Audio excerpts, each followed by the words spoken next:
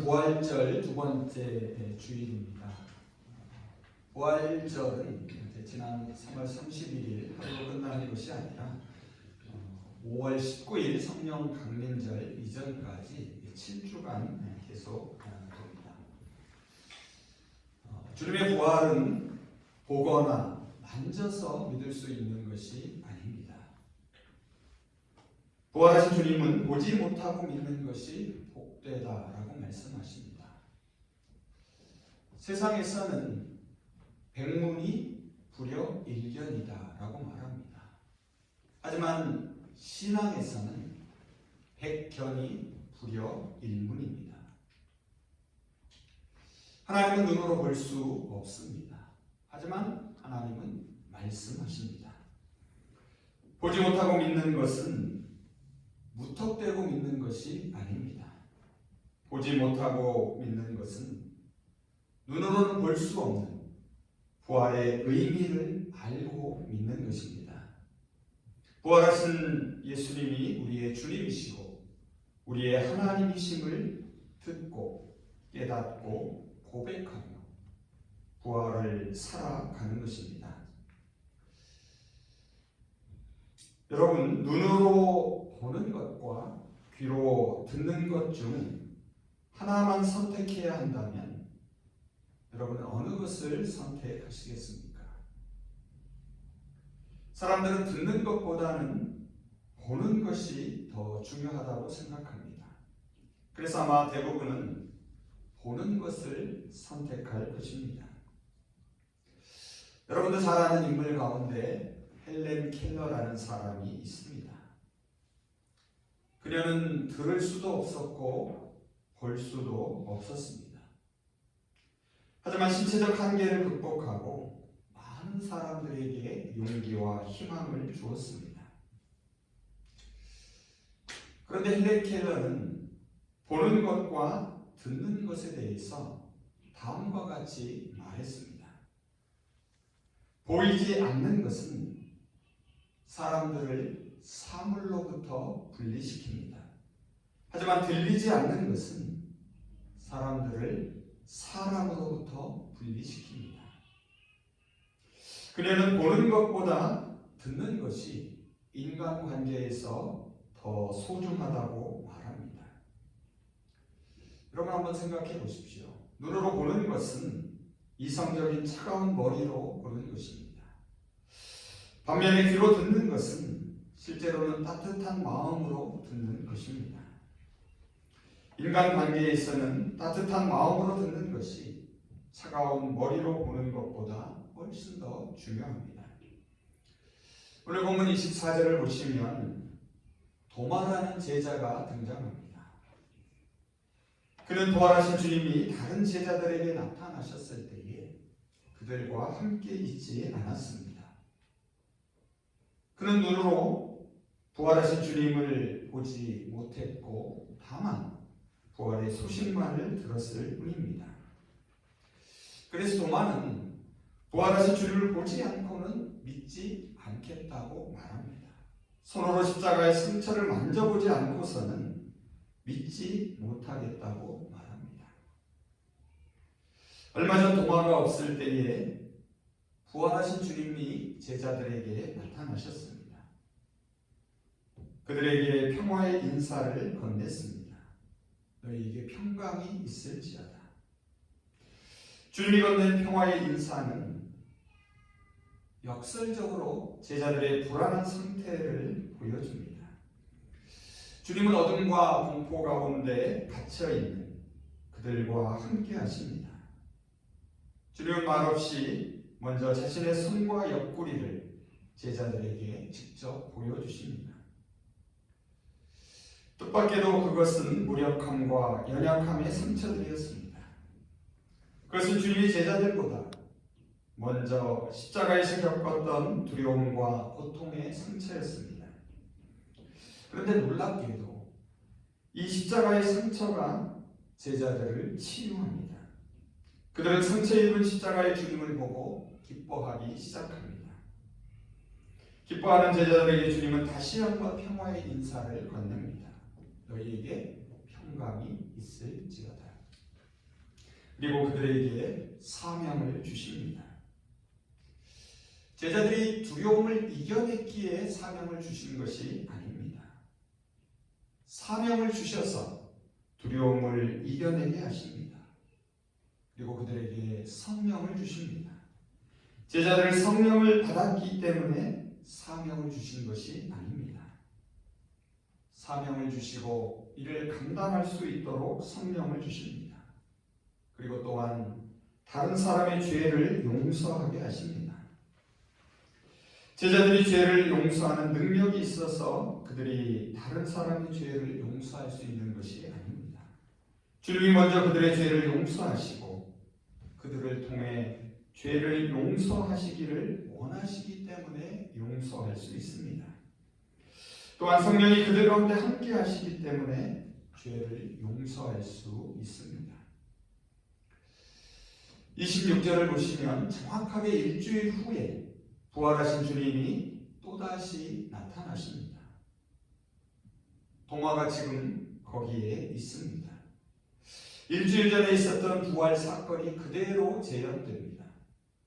이전처럼 제자들이 다시 함께 집안에 모여 있습니다.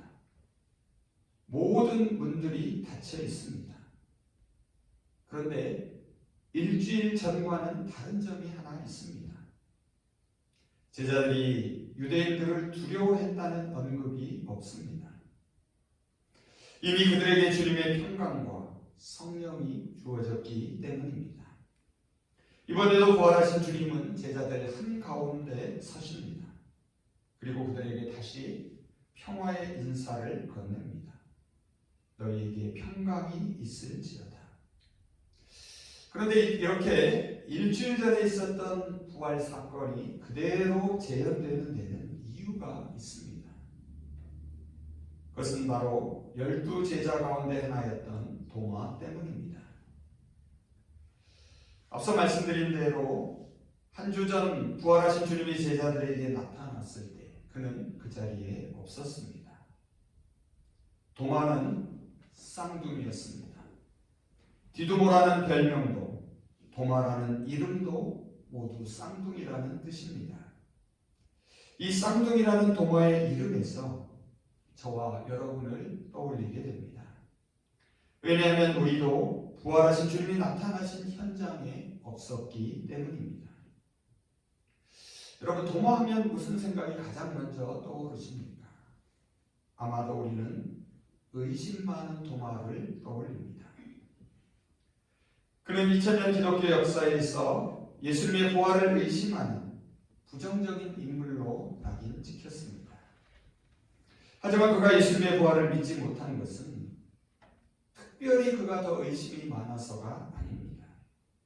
단지 그가 부활하신 주님이 나타났을 때 그 현장에 없었기 때문입니다. 사실 다른 제자들도 도마처럼 예수님의 부활을 믿지 못했습니다. 막달라 마리아가 주님을 보았다고 말했지만 제자들은 믿지 못했습니다. 다른 제자들도 눈으로 보기 전에 믿지 못한 것은 마찬가지였습니다.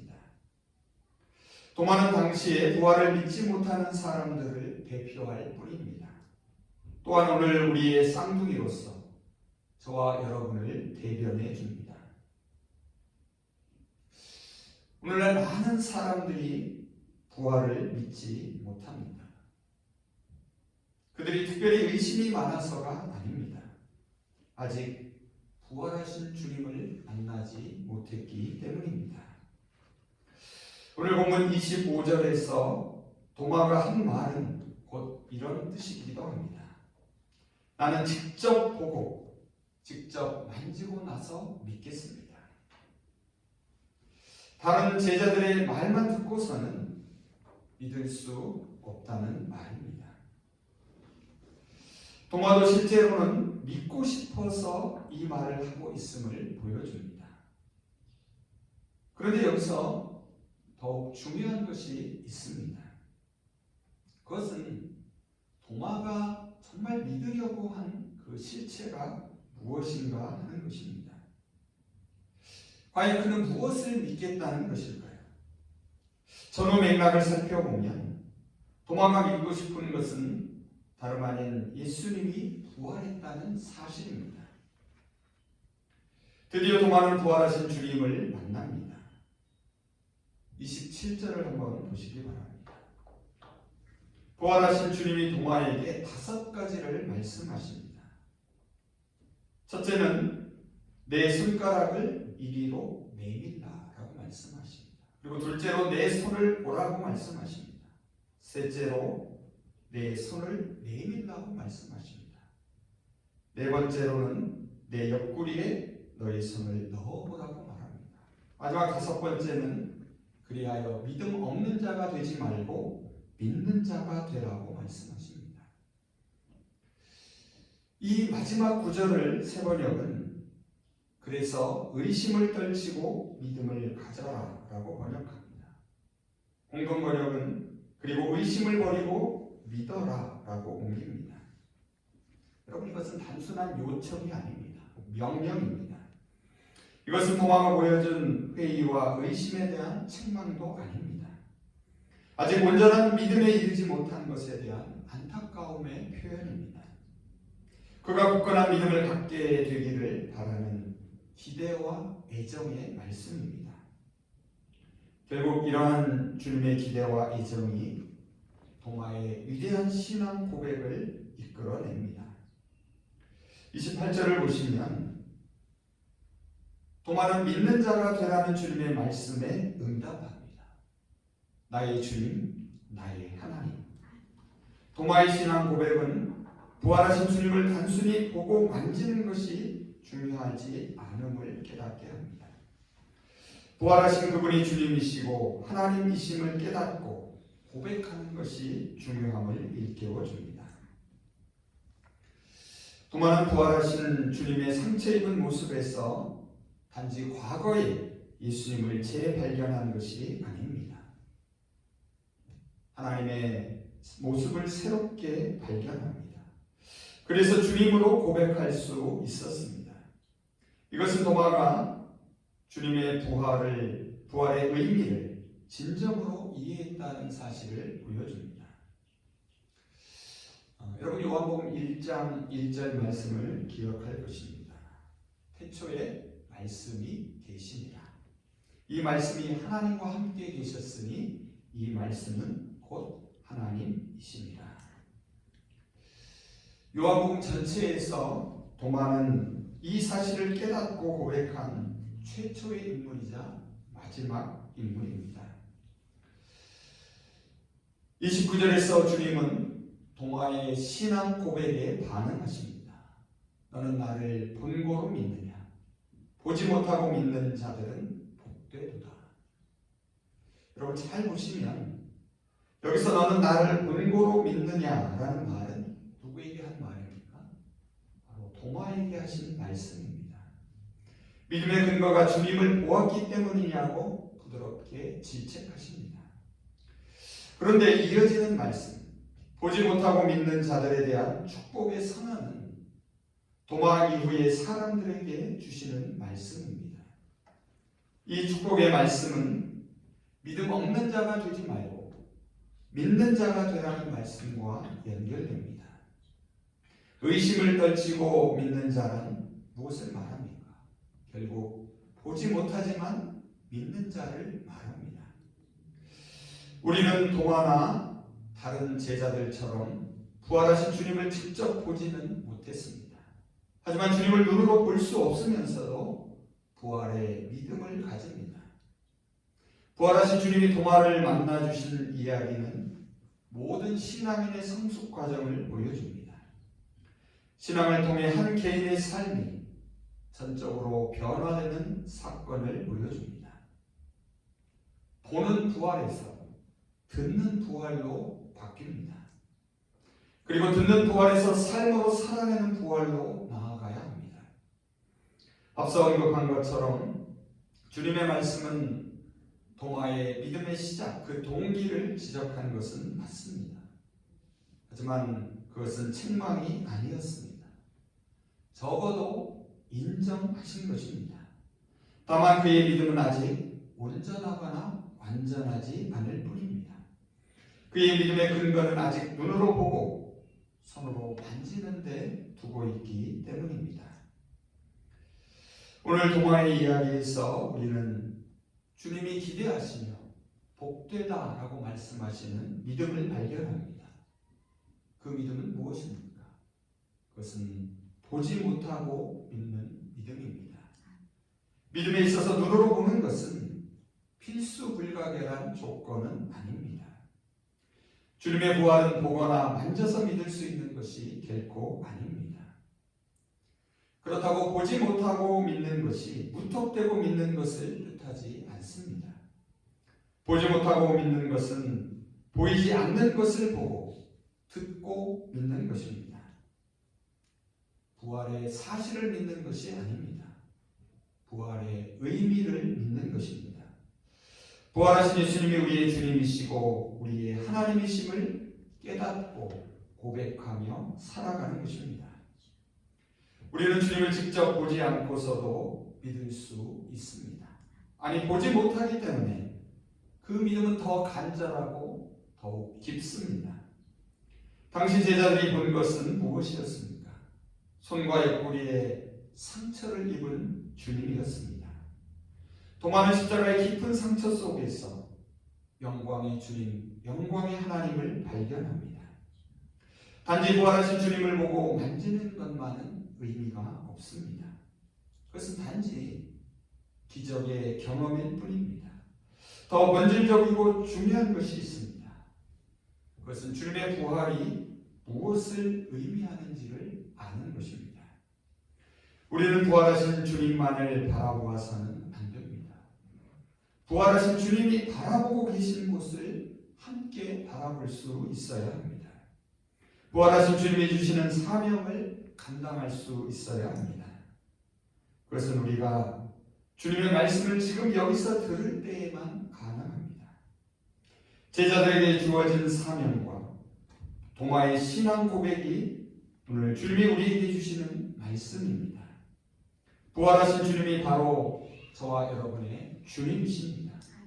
부활하신 주님이 우리의 하나님이십니다. 이 사실을 깨닫고 고백하시기를 바랍니다. 그분을 삶의 주인으로 모시고 영원한 생명을 누리시기를 바랍니다.